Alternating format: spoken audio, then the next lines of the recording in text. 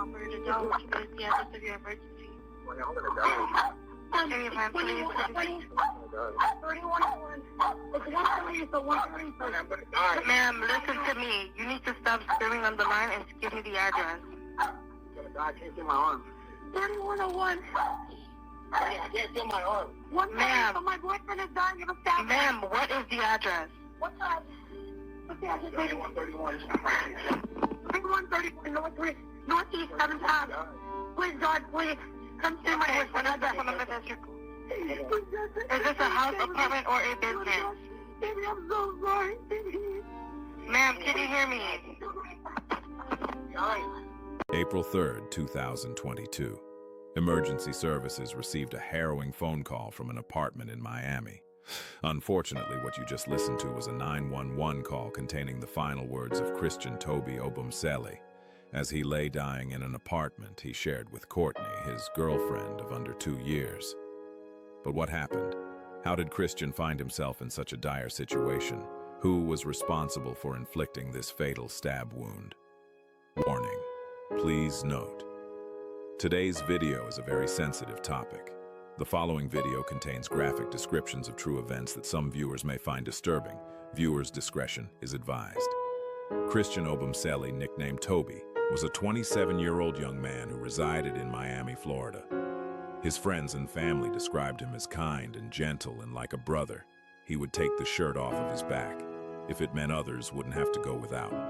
Christian would become successful, having taken an interest in investing from an early age, so when the opportunity of cryptocurrencies came about, Christian made sure to get an early start and was able to earn a considerable amount of money being an early investor. Courtney is a 26-year-old young woman who grew up in Texas, but also resided in Miami from a young age. Courtney appeared to have it all. She was attractive and athletic. She was involved in many sports such as horse riding, gymnastics, and volleyball, to name a few. She came from a loving upper-class family who spoiled her from a very early age. However, as Courtney grew, she was to become very successful in her own right, appearing as an extra on TV, being casted in music videos, and as a brand ambassador for several brands, amassing over 2 million Instagram followers, while earning an eye-watering amount via the content subscriber platform OnlyFans. Courtney's OF would amass a sum of over $3 million. Some would argue that since her birth, Courtney was living the high life. In 2020, Courtney and Christian met in Austin, Texas, where they both resided at the time. It appeared to be love at first sight. They began an intimate relationship within weeks and quickly fell in love with each other, and even moved in together within a fairly short time period.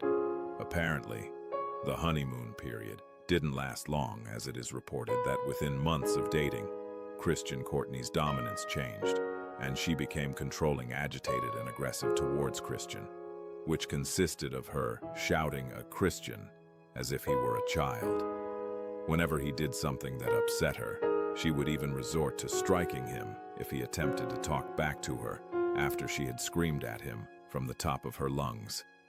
Unfortunately for Christian, what he didn't know at the time was this was only the beginning of their troubles. In due time, Christian would find he was to become the victim of reoccurring physical domestics and Courtney's personal punching bag. Although not an alcoholic, Courtney did enjoy drinking frequently. Although this is not an excuse, this may have contributed to her temper tantrums and frequent outbursts. Unfortunately for Christian, he was often around when she had one too many to drink and would be forced to deal with the aftermath. One such night occurred sometime in July 2021 when the police were called to a hotel they were staying at in Vegas after Courtney threw a glass at Christian's head.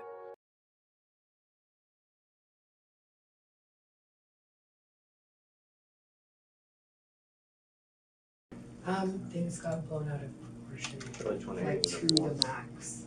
Have you ever been cited or arrested before? Yes. For what? DUI. So, why am I here? What's going on? My boyfriend and I just got into like a loud argument. So you called once again for what? Why did you call for help? Because we were getting really loud. We were getting loud. And I was like, oh my God, we're gonna like do damage to the room or something. Not damage to each other. Like I really want to like Why would you highlight think that. Why would you think that you were gonna do damage to the room? I like throwing something or like. Did you throw something? Did I? Yeah. No. Did anybody throw anything? No. So why would you think that there is damage to the room to be made? Because I've done that before in our house, and I. What have you done? Thrown a glass at him, plate. Did you throw a glass or a plate at him today? No. Okay. So if No, this was before. Okay, so when I go to the room and I see a broken glass on the floor, where did the glass come from? I don't know. I literally couldn't even remember how the fight started. Okay, well. Was there? Yeah. Maybe I did. Okay. I'm being completely honest with you. I feel like my brain is scrambled eggs right now. Did anybody punch, hit, spit, throw anything at each other? Did he hit you or you did at him? Well, I'm guessing that I threw a glass, but that sounds like me. So. Oh, by the way, I just want to say, somebody mentioned earlier about there being a chair on the floor. Mm-hmm. That was there. I don't know why we hadn't picked it up. That had nothing to do with a fight. We weren't throwing furniture. She was promptly arrested and held for 12 hours before eventually being released from prison after Christian refused to press charges. As a result of this, Las Vegas turned into a holiday from hell. Both Courtney and Christian decided to move states so they could have a fresh start with new beginnings and hit a reset button on their toxic relationship. They ended up moving to Miami, as this is where Courtney wanted to go, and Christian, being Christian, agreed, just to try to make her happy. Little did Christian know at the time the reset button was more of a pause button, which gave him a temporary break from the toxic environment she had now created for them to reside in. This was now their newly found relationship while they both tried to find their feet in the subtropical state of Miami, which is often referred to as the Magic City, is known for its beautiful scenery, entertaining, extravagant nightlife, and dynamic culture. You would think it would be the perfect place for new beginnings for a young, multi-millionaire couple, especially after moving into one of the most luxurious buildings in Miami. The couple were renting a penthouse fit for a king in a location known as Paraiso Bay, Miami, coming in at a cool $10,000 a month. We know the exact cost of the rent because although Christian had quit his job to support Courtney's career by becoming her full-time personal assistant, Courtney would often brag and remind Christian of how she pays for the rent by herself, and anytime she wanted to, she could kick him out. It didn't take long before Courtney became a regular face at the local bars. Sure enough, in time Courtney would inevitably revert to her old controlling, violent ways. Only this time things would intensify. Police would often get complaints from the other residents of the high-rise apartment block. The concierge and other neighbors would often see and hear the couple arguing in the lobby or reception. Don't touch me! What is going on? What are you gonna get this mad at me when I'm apologizing to you? No, Christian. You thinking I'm doing it on Drop your high pitch. Okay, I'm not doing it on purpose. You touched Sahara. You know damn well the right thing to do is to tell me. Yes, and I am so sorry. So shut up and let me f***ing slap you, dumbass. No, you're not gonna slap me. Give me my phone. You have your phone. I don't have it anymore. Find it and f***ing charge it. What? Find it and charge it. I'm sorry, Courtney. I don't care. Find it and charge it. Hey, just stop. Don't talk to me. Oh, man. Yeah, man. Oh, man. Because I'm telling you I'm sorry. It's like hard. Find my f***ing phone and charge it. I don't know where your phone is. Find it. Can you help me find it? I won! So what? Find it! Amy, man. My man, but why? Yeah, man. Oh, yeah, man. Yeah, man. What? Like, Yeah, some old man, huh? Shut the f*** up. I need to find it because I have to go meet her again. to go out? No! You said she invited you. Christian, just find my goddamn phone. I don't have your phone. Can you just find my f***ing phone. Cece, can you just please? Shut up! Just please. Shut up! You went to go f***ing talk to her without talking. I didn't go to go. Yes, you did. You always want to f***ing you f***ing asshole. Courtney, I was You on. literally told me about it. Now he's like, damn. What are you You're talking? son. I didn't go to talk to You are Aro. not gonna- I was going on a bike ride. Like, what the? Get off of me! Me going to talk to Aro? Is this gonna make you act like this? You literally talked to her without telling me. Courtney, I was on a bike ride and she passed me and I said hi. You and Courtney are having a live chat. My bad, I forgot to tell you that. That doesn't make you to act and call me a Yes, yes, thank you. Coming from Georgia, thank you. I want you to get away from me! Get away from me! A lot of couples do things and get into it, but not physical like that. That was Clenney's former neighbor speaking exclusively to NBC6. He says he took this video in February, 2 months before the fatal stabbing. The video doesn't have audio, but the neighbor says he heard the couple from the 12th floor. We just started hearing them arguing, and he started eating real quick, and, you know, she was being a little aggressive. That was Clenney's former neighbor speaking exclusively to NBC6. And shortly after this is when the events of the infamous viral elevator video occurred.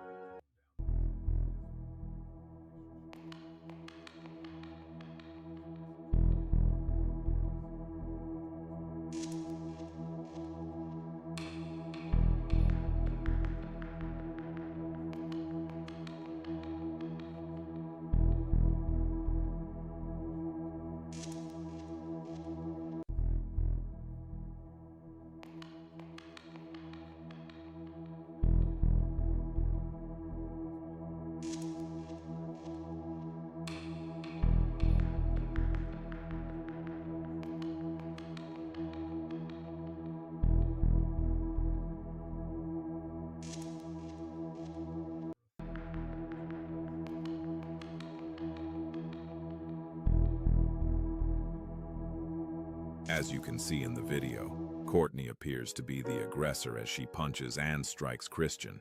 You can clearly see he is attempting to defend himself. And although it appears as clear as day that Christian was embroiled in an abusive relationship, he always seemed to defend Courtney's actions whenever the authorities got involved, without ever being checked and seemingly having no consequences for her actions. Courtney would begin to adopt an air of invincibility. Do you like to be fully controlled, or do you? I like to be submissive. Pretty well, yeah, in the bedroom, Yes. but like in my life, I don't like anybody to tell me what to do. Yeah, so you only want him to tell you what to do in the bedroom. Other than that, you don't want him to tell you anything. Right. That's exactly it. Yes. Yeah. So that sounds like you're a control freak with your relationships.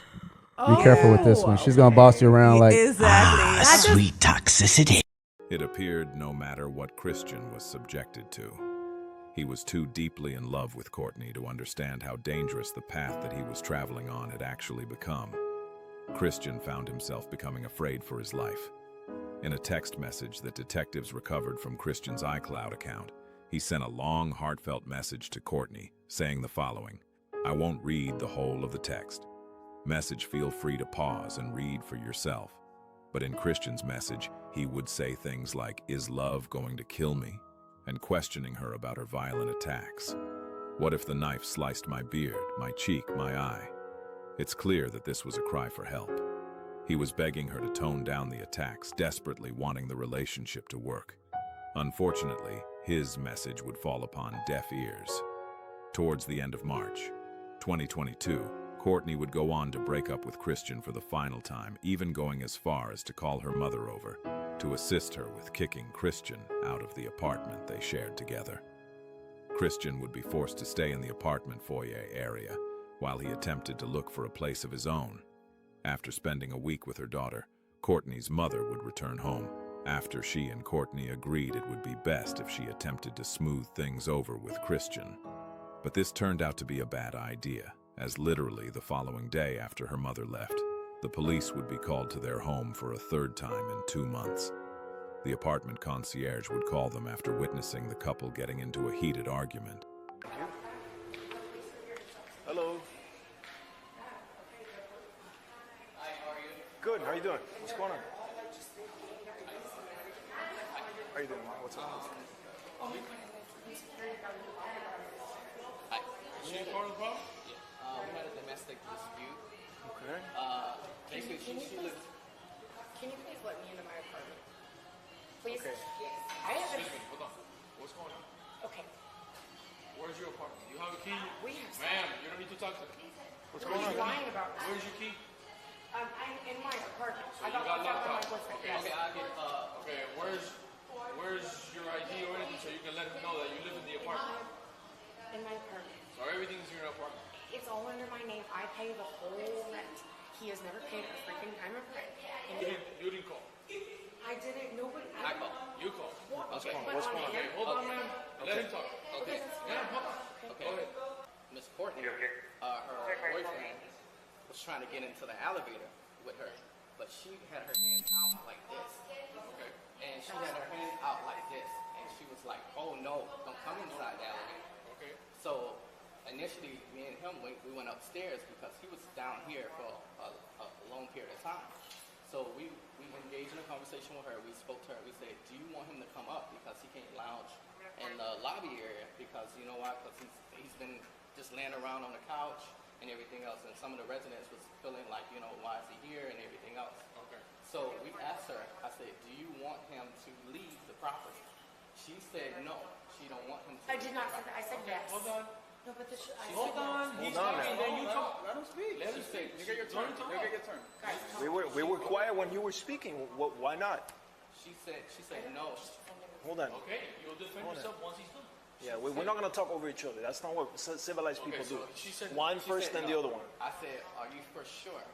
She said, "Yes, I want him to leave the property." I said, "All right." Okay. So Just what, let me know. you Let me just know want my to get into chances your. to talk. I'm You not just trying want to to get into your apartment. Yes. Yes. Okay. Okay, but you Time told me I was out. on Time out. Time out. Let me talk. Okay. I feel very like. What's your name? Courtney. Yes. Okay, Courtney. Why do you have something against me, man? Like I'm just trying to like. What has anything against you? It seems like We're you don't trying like to talk. me. So you just want to get back in your apartment. Unfortunately, he can't be here in the property. That is totally fine. Okay. So He's then, been literally sleeping in my what we're elevator gonna room do without is, permission. what we're gonna do is we're gonna find him so he can leave the property, and you get back to your apartment. What else do you I need? was told I was going to get a chance to speak. Go ahead, Courtney. What's going on? Now's your turn. Are you gonna listen? We're listening. Go Did ahead. you say something wrong? Yes. Yes, they're all three here. No, can you please just listen? Just talk to them. I'm gonna talk to him. Courtney, what's going on? What do you need? Okay, can you seriously? What? My boyfriend. He and he hasn't been any rent. He's sleeping in the apartment from the apartment. I don't care. I'll hold it down. I broke up with him about a week ago. I had my mom fly out. She stayed with me for a week. She tried to like get him out, and he kept sleeping in the elevator room inside of my like extra couch. And somehow I said, "Okay, Mom, like it's cool." I was upstairs, and then they showed up on my door. I said, "I showed him." I said, "Show me the fucking video." Like I really got angry because that did not happen. What do you want to say? I want to be like, I want to be like exonerated, I guess, of like anything wrong. And I want him, okay, the police are here. I want a restraining order against Christian Obumseli. We don't issue those. Because, no, I'm serious. Courts. Can I do that? You have to go to court. You have to go to okay, but downtown. how can I make myself first? Because I know him and he would do it. How can I make myself first? You got to get there first. 175 Northwest First Before 175 Northwest. Is he already on the way? we have no idea. We don't even know how it looks like. We don't even know who he is. How do we know that? So you have For how property long? in your apartment. In my apartment, yes. And I paid $10,000 a month for it. He does pay zero for it. Yes. So I will have, I really, like, I will happily, I don't care what happens. I just don't, I don't want to ever Courtney, have to let deal me ask you with this: again. for how long has it been sleeping in the apartment with you? At this apartment, I mean, we moved in together technically like 2 months ago. But it was 2 months my ago. name. It was my name. Forget about whose name is it. That's not the question I'm asking. Okay? That's irrelevant. It really is. Okay? Listen to me. Answer my questions, please. Does he have property in the room, in the apartment with you? A lot of property, you said. He's been with you here for about 2 months, right? Has he on and off, or is he staying with you? For 2 months every day. Staying with you for 2 months here with you? Okay. Except for last week, he wasn't there. Okay, let me let you know something. He lives here. That person lives in that apartment with you. Okay, we cannot trespass anybody that lives in this place. So we can by law we cannot do this. You want this person to completely disappear from your life. At the same time, you have him in your apartment here for 2 months with a ton of stuff in here. But no, I know. There's a process for this. Look, this gentleman, he lives here. This person, by law, he lives here. This is my second time seeing him, and this is the second time. This is what's going on. This is what's going on. When somebody lives in a place for more than 30 days and they have belongings there, they have to get evicted. So we can't trespass them for anything. Unless there's something physical going on. Right. Or court order. All right. Yep. Exactly. See if we can. I can actually Do you have that eviction paperwork? Yeah, in the management office, they have that. So, as far as you know, the eviction came from the management office. It wasn't anything done through the courts. No, it's done through the courts, and the copy was provided to the So management office. they're getting evicted. Yeah, they owe about like 4 months rent. Okay. Oh yeah. So this is the first notice that. In this instance, Courtney would go on to demonstrate her narcissism. You see, Courtney initially asked the concierge not to get the police involved. However, upon the police's arrival, her story would change completely. She would accuse the concierge of lying and claim it was actually her idea to contact the police because she felt threatened by Christian. One thing to take note of is that she kept on asking the police how she could file a restraining order before he did. The couple had only been living in the Miami penthouse for a few months, and already it was evident to the local authorities and their neighbors that their relationship was very toxic. Clearly, the couple didn't know this themselves, as for better or for worse, only 24 hours after this event took place, the couple would get back together again. However, what neither of them could have known at the time was that this was to be the final time they were to reconcile their toxic relationship. On this occasion, the call came from Courtney herself. The recording you heard at the start of this video was the call she had made. Is this a house, apartment, or a business? Baby, I'm so sorry. Ma'am, did you hear me? One of the saddest parts about listening to this phone call was the fact that Christian knew he was going to die, and there was nothing he could do about it, although his tone was calm. You can hear the fear in his voice as he tells Courtney, "I'm going to die. I can't feel my arms." The police would arrive to be greeted by the most horrendous crime scene. There were puddles of blood splattered all around the apartment in several rooms, including the living room, bathroom, and master bedroom. Christian's limp body was laying in Courtney's arms. He was still alive. Barely. He had lost a lot of blood. It would become a race against time to save his life. An ambulance would rush Christian to the nearest hospital, while a police car would take Courtney to the local police station for questioning, as she had already admitted to inflicting the knife wounds on Christian. Please note the following are Courtney's version of events, as Christian was unable to give us his, but there are always two sides to a story. Courtney's version of events was that she and Christian would go on to make up after the police had left their apartment the previous night. Christian would leave their shared apartment to go for a walk at roughly 1:15 p.m. to clear his head.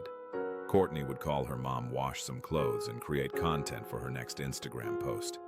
As she was finishing her errands, Christian would return home from his walk with a Subway sandwich in his hand. However, Courtney was not impressed. You see, while Christian had left the house, he would disable his location on his phone, which meant that Courtney wasn't able to track him while he was out of the house, which in turn infuriated her, as she didn't trust him. This was the catalyst for yet another argument. In a vain attempt to de-escalate the situation, Christian would go on to agree to share his location again with Courtney, only if she agreed to share hers. This suggestion would again go on to enrage Courtney. Courtney claimed after her refusal, Christian then grabbed her by the throat and flung her to the ground. Courtney then grabs her phone and attempted to call her mom to come and rescue her. However, Christian then got even more agitated and ran towards her. Courtney then turned around to the kitchen counter, grabbing a knife for self-defense. She then turned towards Christian and said, "Don't come any closer, I'll use it." But Christian ignored her warning and charged towards her. She then threw the knife at Christian in a bid to slow him down. The knife would then penetrate his chest as he ran towards her. She also claimed that the previous incident the night before was fabricated by the concierge as he wanted to make trouble. Sadly, within 2 hours, post-interview, it would be revealed that Christian would succumb to his injuries, which would now turn this into a homicide investigation. To say the young man's family and friends were devastated would be an understatement. Their beloved Christian had been ripped away from them prematurely by a selfish, violent act. He was only 27 years old with his whole life ahead of him. He had achieved so much in his short time here on Earth. Following the devastating news under Florida's Baker Act, Courtney would go on to be admitted to an emergency mental health hospital to support her with what she was going through. However, no less than 48 hours later, Courtney would go on to be released from hospital. She would be seen drinking at bars and partying in nightclubs as if nothing had happened. A strange way to grieve less than a week after accidentally killing your lover. The public couldn't believe how easily the cops could conclude the case within 24 hours of Courtney's arrest. The cops decided it was an open and shut self-defense case, and after her hospital assessment, she was now a free woman. People on social media would start asking the question if the shoe was on the other foot and Christian had taken Courtney's life. Would the case have been open and shut so quickly?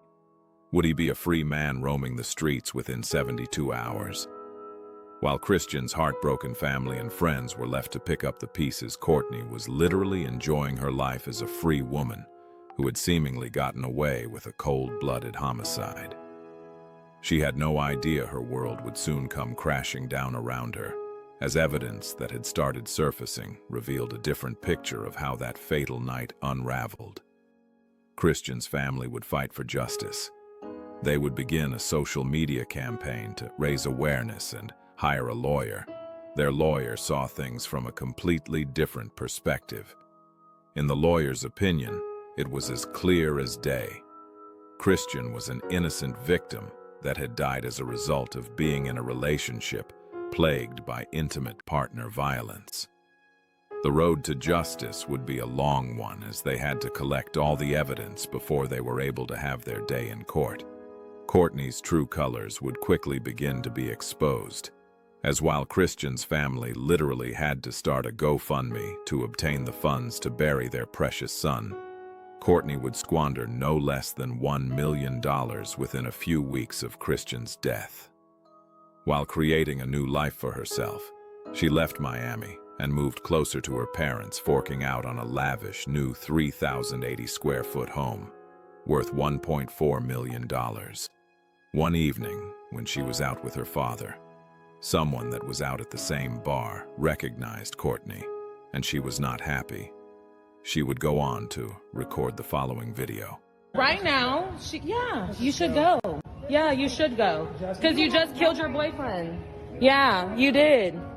Yeah, and yeah. Okay, cool. Courtney was no fool and began having deep, dark feelings that her time as a free woman could be coming to an end. And because of this foreboding, she would go on to transfer $1.2 million into her father's bank account. In her own words, for safeguarding.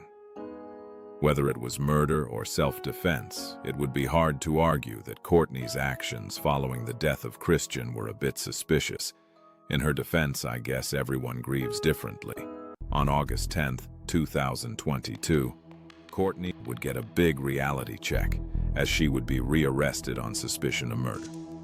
They arrested her while on holiday in Hawaii and extradited her back to the United States to answer for her crimes.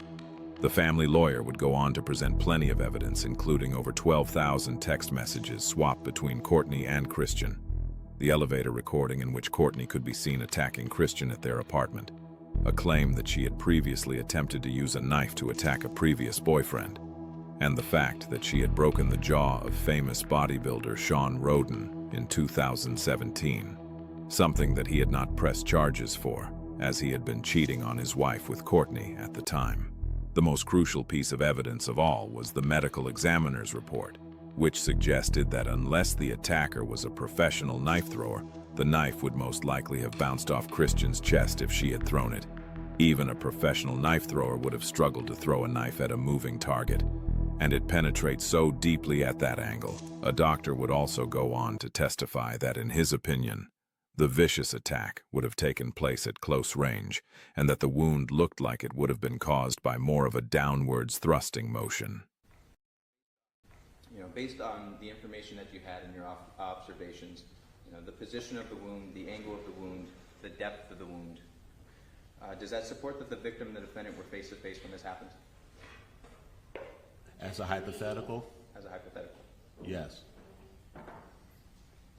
And as another hypothetical, based on the same position, observations, the angle, the depth, does it support that the victim was stabbed? Yes. Based on the same observations, does it support that at least 8 to 12 pounds of force would have been used in order to create that damage? In general, yes. And that damage being breaking through the skin, plunging the knife 3 inches into the victim's chest, and cutting through muscle, eventually the subclavian artery? Yes. Now, based on the information you received that the defendant was alleged to have thrown this knife, do your observations support that? I'm not an expert in knife throwing.